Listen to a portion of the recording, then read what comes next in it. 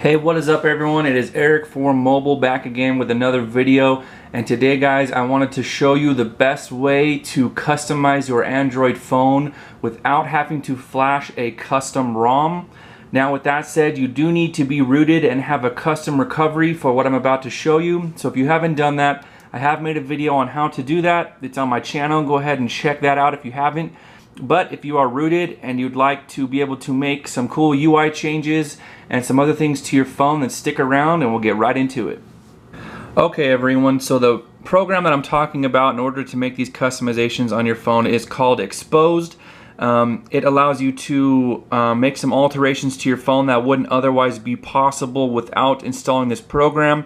And there are actually two files that we're going to need to download in order to install on our phone. The first is a zip file, the Xposed zip file. That's why you need to be rooted and have a custom recovery. Otherwise, that zip file would not be able to be downloaded or installed. And the other is the Xposed APK, which is basically the app that lets you interact with the Xposed customizations. So first thing you're going to want to do is download the zip file that I have linked in the description below. It is the Xposed zip file. So once you have that downloaded, go ahead and open up your favorite file explorer. I just use one called Cabinet. Once you have that opened, you want to go to your SD card and you want to copy and paste that zip file onto the root of your SD card. I believe it places it in your download folder of your internal storage. You want to move it from there to your SD card. Put it on the root of the card. Don't put it inside any folders. Don't create a new folder. Just put it right there on the front facing folders of the SD card. Once you have that zip file downloaded, we'll go ahead and reboot into our recovery. We need to flash that zip onto our phone. So however you do it, go ahead, reboot into your recovery, and we'll go from there. Okay, so here we are in our custom recovery. Now in order to find that zip file that we downloaded onto our SD card, you want to go ahead and go into the install button, which is right here. Go ahead and click on that, and it is this bottom one right here. So the reason we put it on the SD card is because by default it just brings you into what's on your SD card. It's just the easiest to find that way. So once you see it down there at the bottom, make sure it is the zip file that you downloaded. Go ahead and select that, and it's going to ask you to swipe over to confirm flash. I already have this downloaded on my phone, so I'm not going to do it at this time, but all you need to do is swipe that over. It will flash the zip file on your phone. It only takes a few seconds, and then once it is done, it will ask you if you want to reboot your phone. Go ahead and select that you do. I'm going to go in here and just manually reboot it, and then once the phone is back to the operating system, we will pick it up again from there. Okay, so once your phone has booted back up, the next thing you're going to want to do is install the second file that I have linked in the description. It is the Xposed SDK. This is basically the app that you're going to install on your phone that lets you interact with the Xposed framework that we just flashed on the phone. So go ahead, download that SDK and install it on your phone. Once you have installed it, you will notice this app in your app drawer here called Xposed Installer. So once you have that, we are ready to go with starting to make some customizations to the phone. So go ahead and click on Xposed Installer, and it brings you into the Xposed app. In the app, here's what it looks like. This is the Xposed app. There's a bunch of different options as you can see here, but the two that I'm going to focus on is download and modules. We'll get to modules in a second, but first thing you're going to do is open up download. Now here is where all the specific customizations are going to be listed for what you can do to your new Moto X. There are literally hundreds and hundreds, as you can see as I scroll through this list. The one thing I do want to make you guys aware of is that many of these do not work with Lollipop. So the one module that I'm going to be talking about does work with Lollipop. It's really the only one that I use, but be really careful when installing other modules. I highly recommend making a backup through your custom recovery so that when you try any of these modules, if anything goes wrong, if you get a soft brick, if your phone gets stuck or frozen, you can revert back to that backup. There are lists on the internet that have all of the working modules for Lollipop ROMs. I definitely recommend just looking up one of those and seeing beforehand which modules are compatible. But anyway guys, here's the full list of things you can do to your phone, and the main one that I want to talk about, if we go into modules, is called Gravity Box LP, which stands for Lollipop. So you find this in that list I was just in before. Like I said, it's called Gravity Box. You need to check this little box right here in order to enable it, and you'll have to restart your phone in order for it to take effect. But once you have done that, if you come back out into your phone and go into your app drawer, you're going to notice that it has created a new app on your screen called Gravity Box LP. This is what you're going to go through to make all of the cool customizations to your phone. If you haven't already noticed, there's a few things about mine, like the clock and the percentage right here next to the battery and the circular battery. These are just a few of the things that you can do through this app to customize it.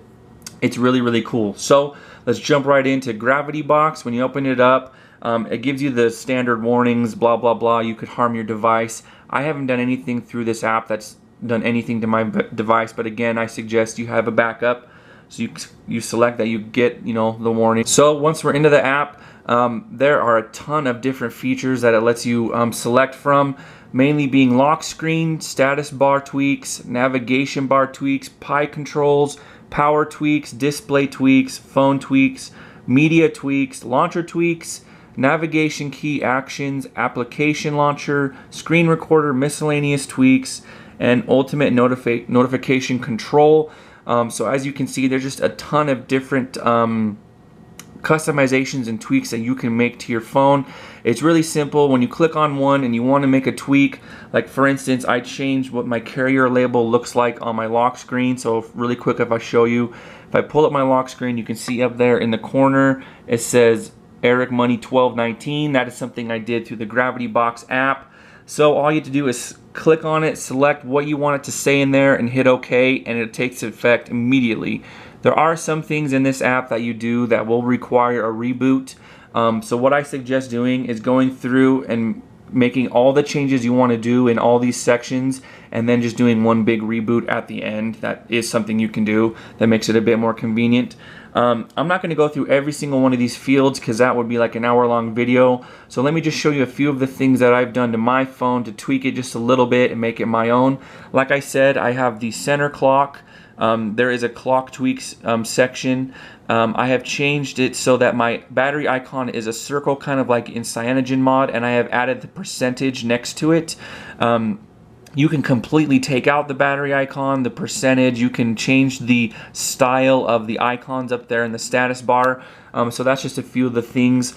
Another one that I really liked is I changed the size of my home launcher to be 5 rows tall instead of just 4.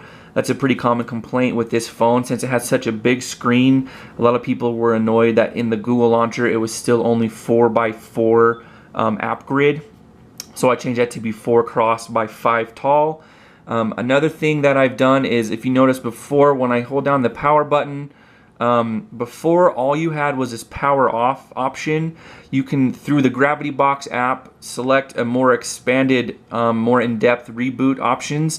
So now I've added so that I can take a screenshot, or if you click on reboot, it gives you all the different options of what you can reboot into.